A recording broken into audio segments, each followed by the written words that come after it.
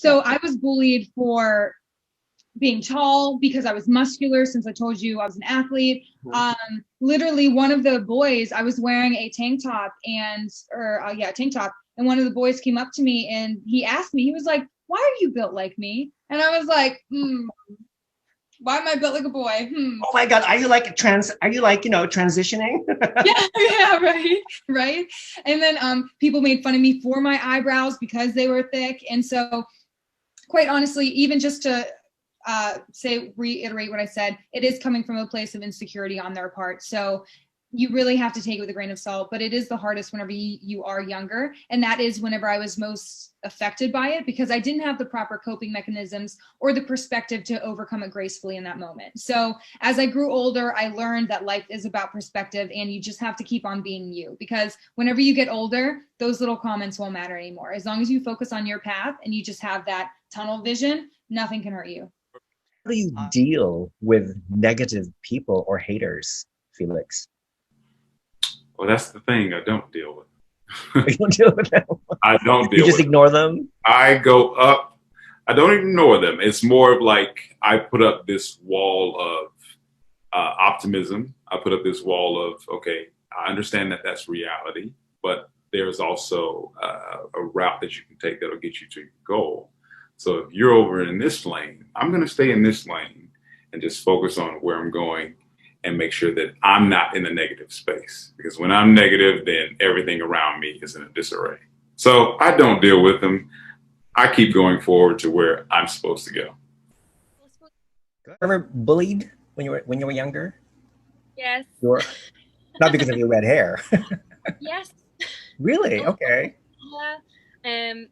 I was only bullied a little bit because of my red hair. I had a best friend who was also a redhead, and the bullying that she received and the names that we got called, and it was just horrendous. It was because I suppose it was something different. That there's always been that kind of stigma around red hair, and that you're going to really be a target when you go to school. Yeah. But no, I was bullied actually quite severely in hindsight in primary school, physically bullied. I think I was only in primary 4 or primary 5, so I was very young. And then secondary school, I wasn't too bad. It was here and there, drips and drabs, but nothing too severe. Okay, so does it bother you when people like call you Ginger? Not now, not at all. I call myself Ginger now. It's no issue. Okay, all right. But I think there was a time that some redheads would get offended by it and would get bothered, but I suppose it's more the tone in which it's said, because right.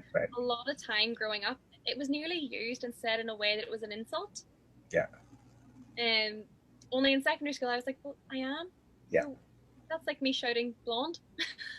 Well, I love ginger. Ginger is one of the most powerful, potent vegetables in the world because it has a lot of nutrients. So if we can only educate the public about the benefits, the health benefits of ginger, maybe they would, start respecting redheads people more, I guess. Yeah, exactly. I hope, I can't say I think because I'm not in school, but I hope that it's starting to dilute out now a little bit. Because the older I got, the more I embraced my hair color. I did hair modeling at one stage, and they dyed my hair, and I realized that my wardrobe is entirely styled around my hair color. I had absolutely no color in my wardrobe because I was like, well, I'm a redhead, so that's enough color, it's fine. Yes. How do you deal with negative people or people who hate you? How do you deal with them? Now, because I'm older, I think like if they bully you or if they gossiping about you or they're mean to you, like you should be sort of proud because you have like an interesting life that they are like they're talking about you. So right. Their life really sucks, I guess. So I tell myself that, and there are some people in the world that are not very smart and they don't want to learn about other things, about other people, and yeah, that's why they bully. Yeah. Okay.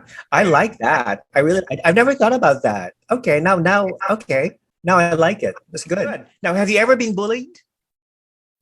I have. You have. Okay. How did you deal with it?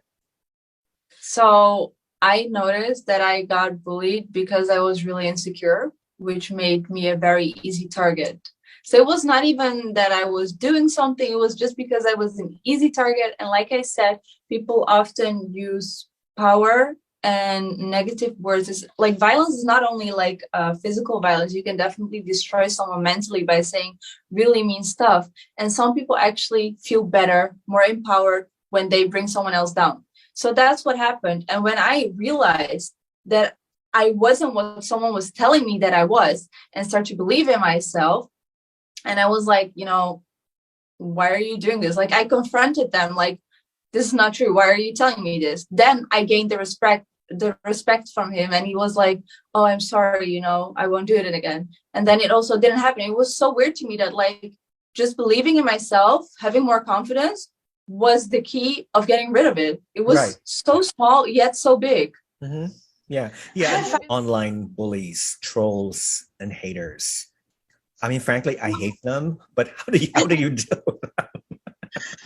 So I haven't had any encounters with any bullies as yet. I'm pretty sure it'll probably come, but I think that it's important to take control of your narrative. I don't feed into it as someone who has been bullied in the past, and sometimes it hurts your feelings. You do question certain things that people might point out about you that are negative. But for me, I've grown up to realize that I just do not make certain things my narrative. I would most rather just delete a comment or pay that person with kindness, because a lot of times people who do find themselves bullying or being mean is really an internal thing. And so sometimes they just need someone to speak life into them. And so if I have to result into commenting, it'll always be with love. You know what? I think that's a great response, because I think part of being an etiquette coach is to help people change their ways to make them like better people. Again, it boils down to being kind towards others. Like, the golden rule, people, be love. What is that golden rule? Be kind to do unto others as you would have them do unto you. Yes. There you go.